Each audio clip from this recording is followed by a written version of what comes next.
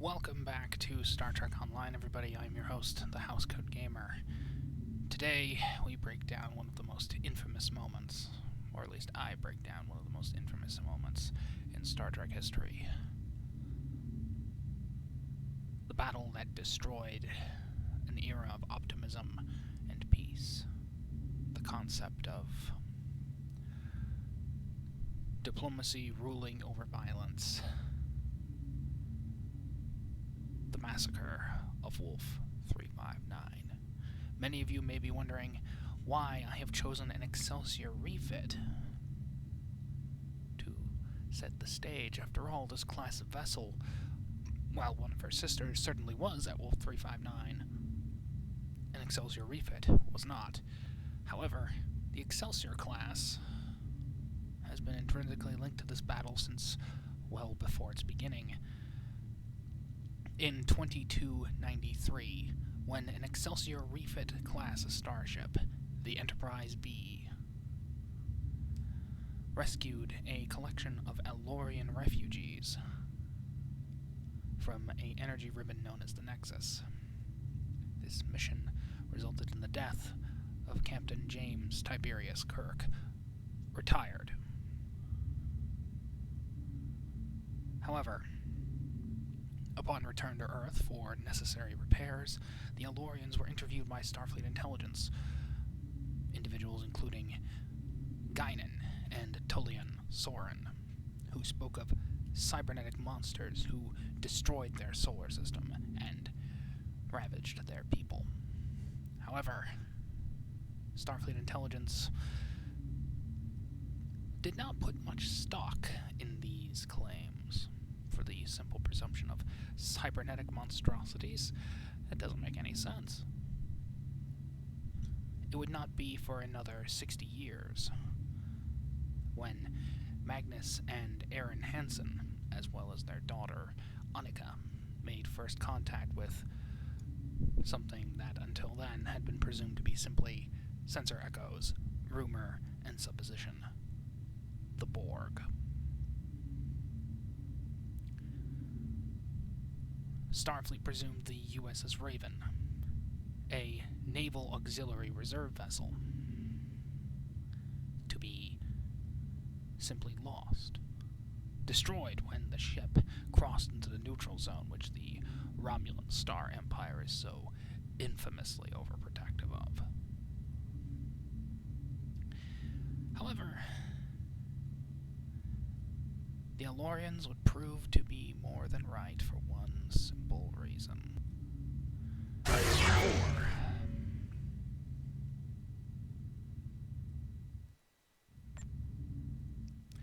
On October 5th, 2365, stardate 42761.3, the Enterprise D was flung by the entity known simply as Q, 7,000 light-years beyond the scope of Federation space, into the solar system known as J25.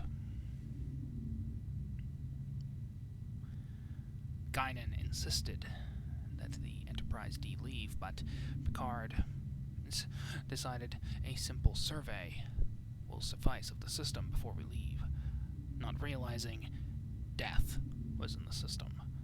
A Borg cube, sent to investigate a signal sent 200 years prior by temporally displaced drones. We will discuss the Arctic Borg incident at a much later date.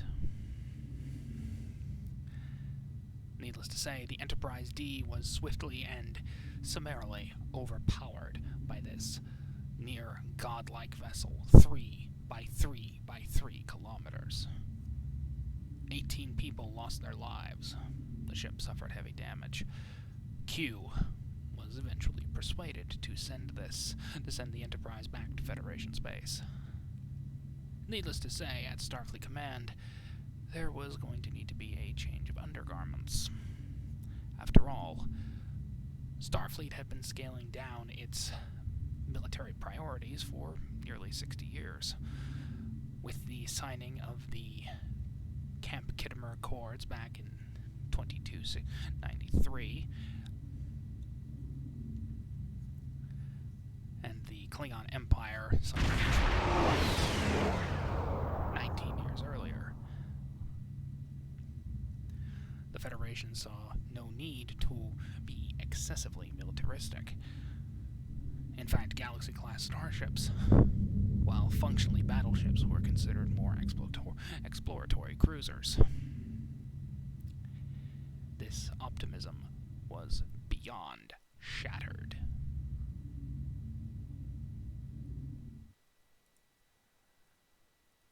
Starfleet's immediate priorities were how to prepare. But how could they? They didn't see much need to rush things. And after a short period of "we're going to die," Starfleet settled in for what they presumed to be a long wait of preparations for 18 months. New weapon systems, new starship classes, the projected successor to the Galaxy class, the Sovereign, was pushed through development much faster. Instead of the projected 30 years, it would be ready within 8. New weapon systems and technologies were rapidly prototyped. The Defiant class Pathfinder, was shelved. However, it was too little, too late. In hindsight, we cannot give the Federation much grief.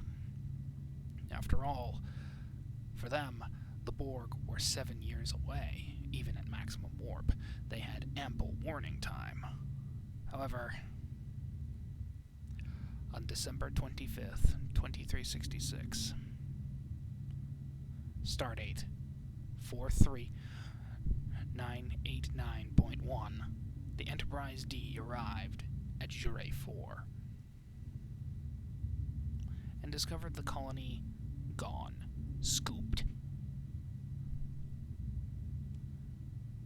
All survivors, all inhabitants, gone. This was the hallmark of the Borg. It was presumed, hoped, that this was simply something different, some alien organism, until magnetic resonance traces, which matched the Borg's weapon systems used on the Enterprise D, were confirmed to have been there. There was no longer any doubt. The Borg had arrived in Federation space 6 years ahead of schedule. Needless to say, once more, undergarments were very much soiled at Starfleet Command. It only got worse from there.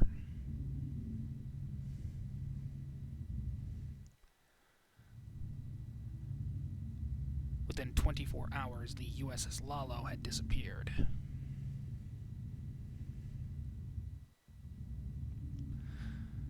But not before sighting what would be its doom. A gigantic vessel, described as cube-shaped. The Enterprise D was sent to intercept this monolithic vessel, but things were about to go straight to hell.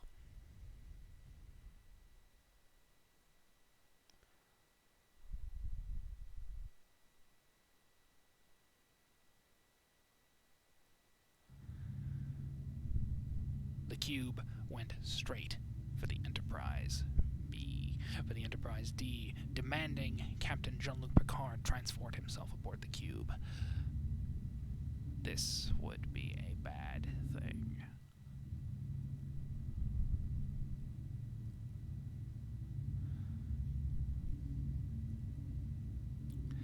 The Enterprise D eventually hid inside the Paulson Nebula, hiding for approximately 3 days. But the cube eventually forced them out, kidnapping Captain Picard. I will skip over the events of the discovery of his transformation. However, this must be stated. When he was taken aboard the cube, he was told this. Then he spoke for his people. Picard's retort: I have nothing to say to you, and I will resist you to my last ounce of strength. The Borg, clinically, had this to say. Strength is irrelevant. Resistance is futile.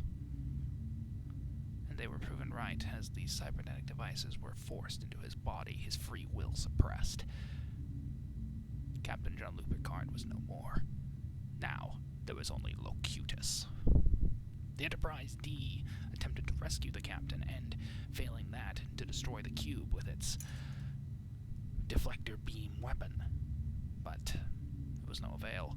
All the information of Captain Picard, all their defense strategies, everything was now in the hands of this insidious hive mind. But Starfleet was not idle in its preparations. While the Enterprise D was slowing the cube down, Starfleet marshaled as many ships as it could from other duties, including patrol duties near the core worlds of the Federation, to gather at a place that would soon become infamous. Wolf 359.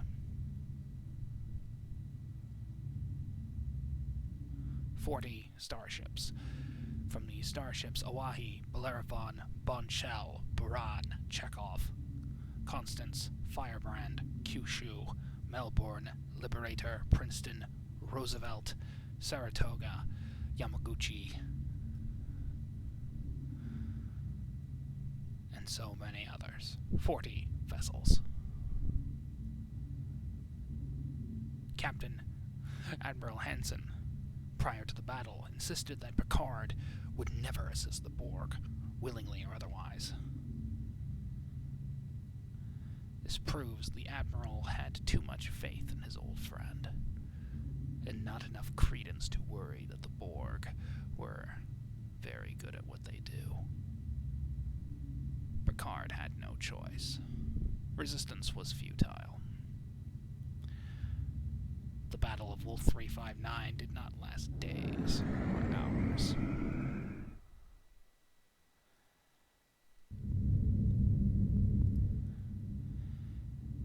It lasted minutes.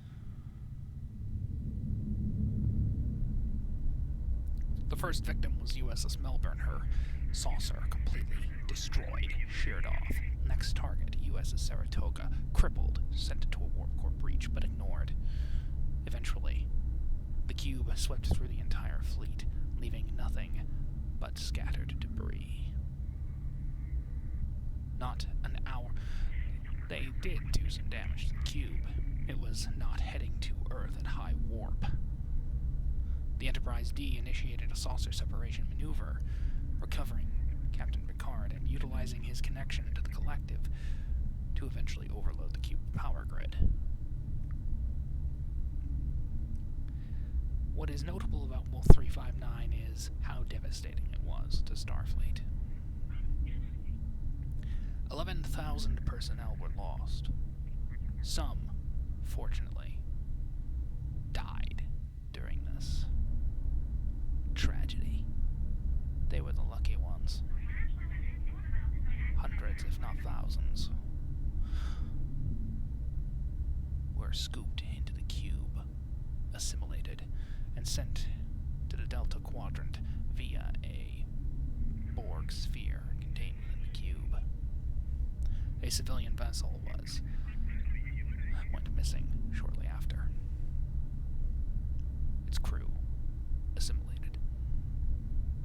Wolf 359 was the end of an era where Starfleet believed its power, that its sheer presence could be enough to deter any conflict. It was not a gunboat form of diplomacy, but actual diplomacy. Starfleet's heavily armed starships were simply there to ensure that violence would not happen, and that all sides would be heard out. However, this was not to be.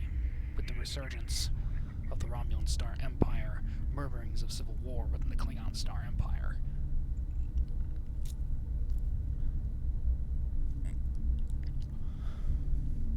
and of course, the Borg. Starfleet was forced to amend parts of the Khitomer Accords, as did the Klingon Empire. Military tonnage was thrown out the airlock. The Borg were proven to be such a threat that the Federation, the most technologically advanced and powerful state in the Milky Way galaxy, at least within the Alpha and Beta quadrants, nearly lost to this monster. Disarmament treaties were tossed out the window. Ships, mothballed for their overly militaristic bend, such as the Akira and Steamrunner classes, were taken out of storage, retrofit, and transformed into modernized warships. New starship designs, most notably the Defiant class, whose design bureau was headed by a victim of Wolf 359, Benjamin Lafayette Sisko, designed a new compact warship. However, due to lingering trauma, he did not consider safety to be an option, only revenge. Captain Picard would suffer flashbacks and trauma from his time as Locutus of Borg for the rest of his life.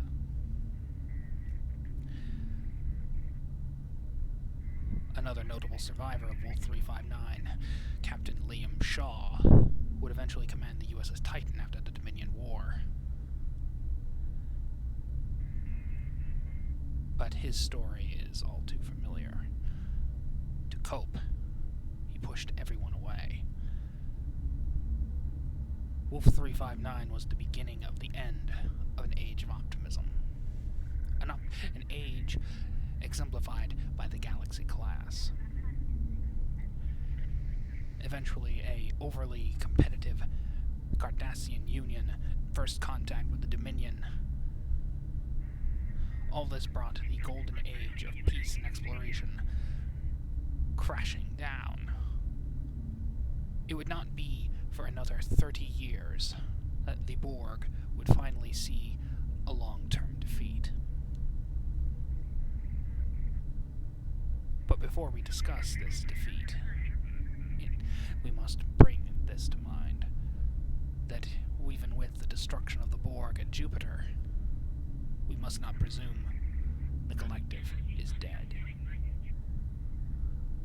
After all, with tens of thousands of Borg vessels hanging in the void, all one ship has to do is pick up a signal, is be a little too greedy, to suffer the same fate as CSS Nostromo of alien fame, and bring something aboard they shouldn't. The Borg are a virus. And while you can end the epidemic temporarily, you can never kill the virus until you every trace of it. That has not happened.